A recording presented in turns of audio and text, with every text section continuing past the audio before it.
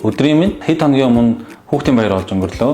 За хүүхдийн баяраар мэдээж уламжлалт ёсоор хүүхдүүд маань өвөмэгээс нь аав ээжийнх нь ажлын газраас ах эгчээс нь маш олон төрлийн бэлгүүд цугларлаа.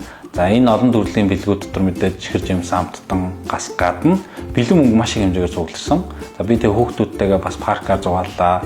Тэгээ ярилцж байгаад энэ цугларсан бэлэн мөнгөө хөрөнгөний зах зээлээс хувьцаанд хөрөнгө оруулахаар шийдвэрлээ. За сүүлийн үед бид нар ер нь хүүхдүүдтэйгээ ярилцаад засгийн газраас өгж байгаа сар болгон хүүхдийн 100 мянган төгрөгнөөс нь 20 мянган төгрөгийн сар бүр тогтмол хувьцаанд ингээ хөрөнгө оруулж байгаа. За энэ бол мэдээж өөрснийх нь ирээдүйд маш их хэрэг болно гэж бид хэд ярилцсан байгаа.